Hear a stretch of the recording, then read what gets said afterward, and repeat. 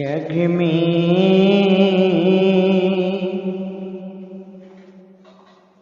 घोर अंधेरा पारी,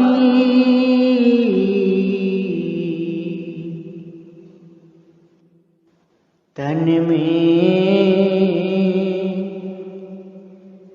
तम का भंडारा।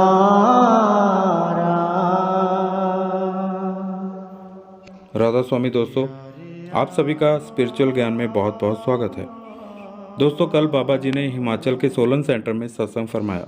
7 मई का ये सत्संग था और सत्संग में जो वाणी ली गई, जग में घोर अंधेरा भारी, तन में तम का भंडारा, ये स्वामी जी महाराज की चेतावनी शब्द है, जिसमें स्वामी जी महाराज हम सभी को समझाने की कोशिश कर रहे हैं कि जब भी संत महात्मा इस दुनिया में आते हैं, वो ना तो कोई धर्म बनाने के लिए आते हैं, ना ही किसी मज़हब को खड़ा करने के लिए आते हैं।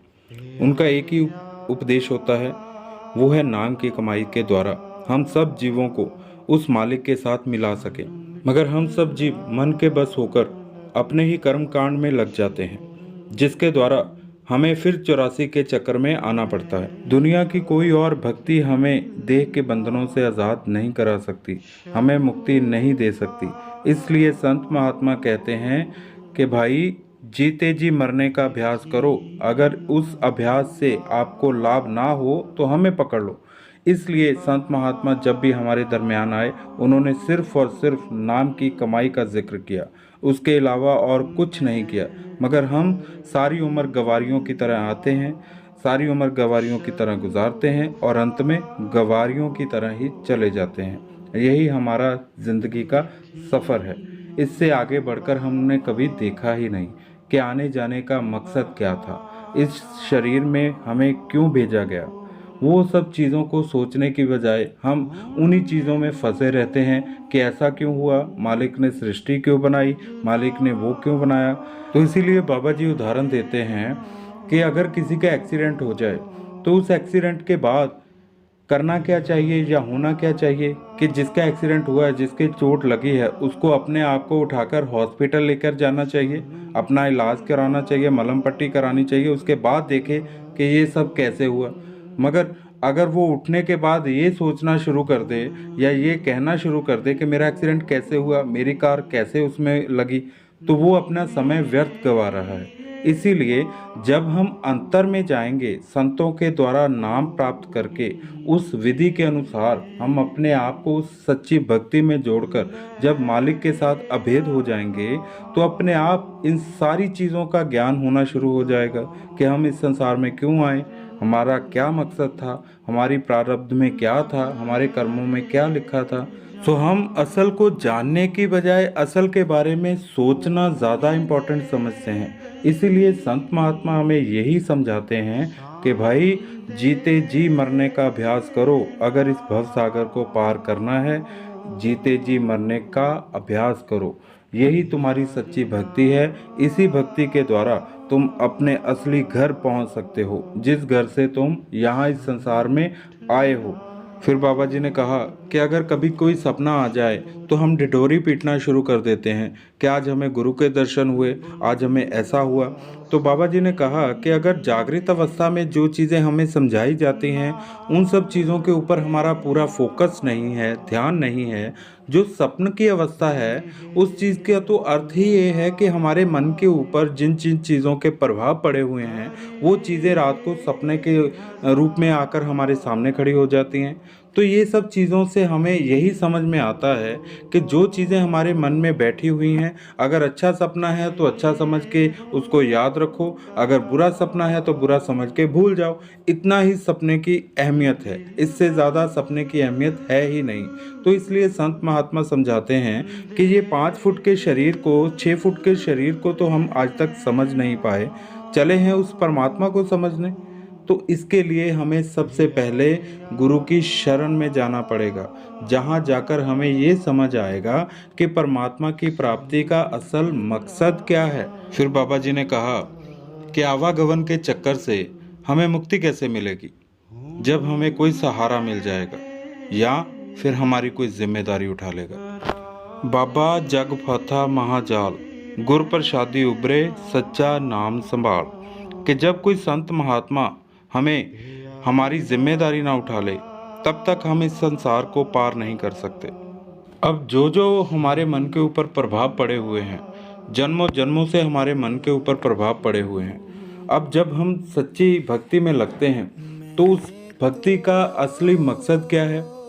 जब हम भजन सिमरन में बैठते हैं, शून्य समाधि में जाते हैं, तो भजन सिमरन का मकसद ही ये है कि जो जो प्रभाव हमारे ऊपर पड़े हैं, जो जो मैल हमारे मन के ऊपर चढ़ी हुई है, वो मैल भजन सिमरन के जरिए धीरे धीरे खत्म होना शुरू हो जाती है।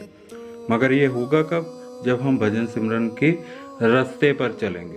और फिर उसके बाद क्या होगा कि वो आत्मा परमात्मा की ओर बढ़ने के लिए सक्षम होती जाएगी।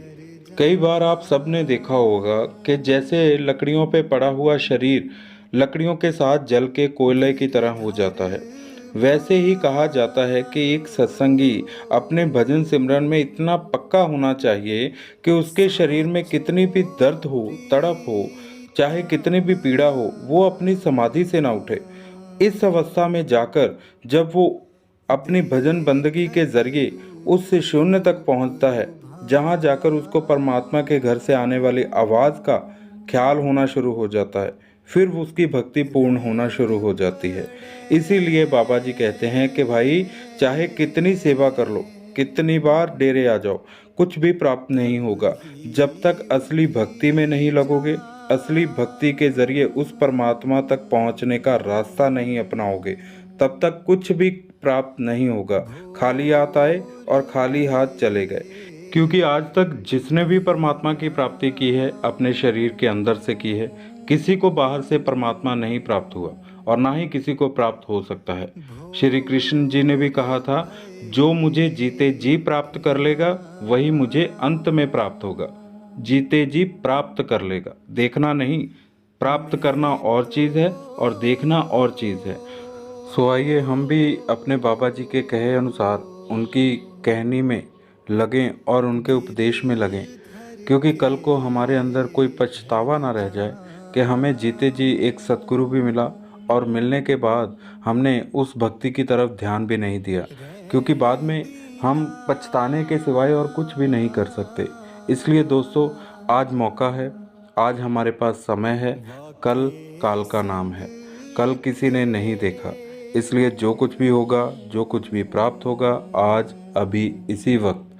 सो बाबा जी यही समझाते हैं कि भाई जब तक अपना फ़ायदा खुद नहीं सोचोगे, दुनिया का कोई भी इंसान आपका फ़ायदा नहीं सोच सकता। इसलिए हमें भी चाहिए कि जितना समय भी हमारे पास है, जितना भी बचा है, जितना भी रह गया है, वो सारा समय हम अपनी सच्ची भक्ति यानी कि नाम की कमाई को दें। क्योंकि अंत में 200 कर्मों का हिसाब है। जब कर्मों का हिसाब देने का वक्त आएगा, तब गुरु हमारा सहारा बनेगा, हमारी अगुवाई करेगा। अंत में कोई रिश्तेदार, कोई यार दोस्त, कोई बहन भाई, कोई पैसा, कोई पोजीशन, शोहरत, इज्जत, सब यहीं की यहीं धरी रह जाएगी। इसलिए आपने भी देखा है, कई लोग आए, कई चले गए, कितना पैसा, कितनी पोजीशन, सब यहीं की यहीं छोड़ के चले गए। तो दोस्तों, हमें भी चाहिए कि अगर पूर्ण गुरु की शरण प्राप्त हुई है तो उनकी शरण में जाकर समझकर अपनी असली भक्ति की ओर अपना ख्याल जोड़ें, क्योंकि यही एक मनुष्य चोला ऐसा है जिसमें नर से नारायण बनने की ताकत हासिल हो सकती है, नर से नारायण बनने का फ़क्र हासिल हो सकता है। और गुरबाणी में भी कहा है, जो ब्रह्मंडे सोई पिंडे, कि जो इस ब्रह्मांड में बनाया गया है परमात्मा की ओर से, वही हमारे शरीर के अंदर है। सो अगर उसे हम देखना चाहते हैं, उसे महसूस करना चाहते हैं, तो हमें अपने अंतर की ओर अपना ध्यान मोड़ना पड़ेगा। सो इसलिए दोस्तों, सब कुछ हमारे हाथ में है। कुछ चीज़ें जो हैं वो हमारे हाथ में नहीं हैं, मगर उन सब चीज़ों का पछतावा करने के बजाय हम अपनी असली भक्ति की ओर अपना ख्याल मोड़ें। राधा स्वामी। बेचे तो बिक जाऊं,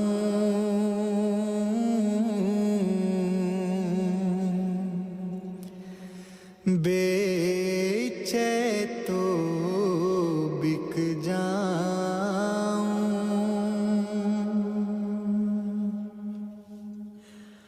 मैं तो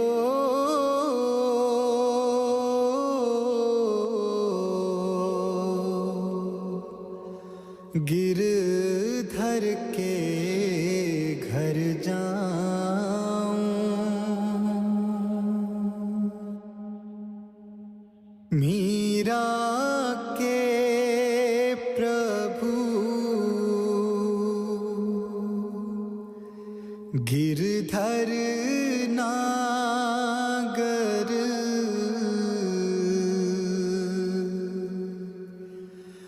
बार बार बल जाऊं, मीरा के प्रभु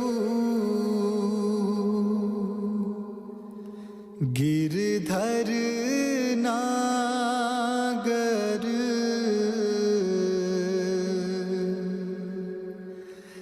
बार बार बल जाऊं,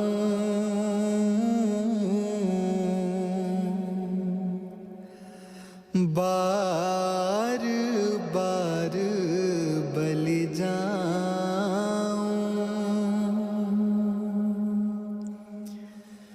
मैं तो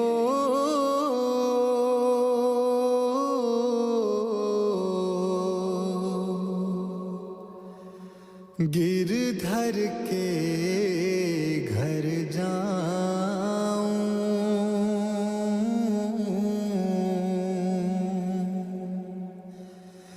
गिरधर के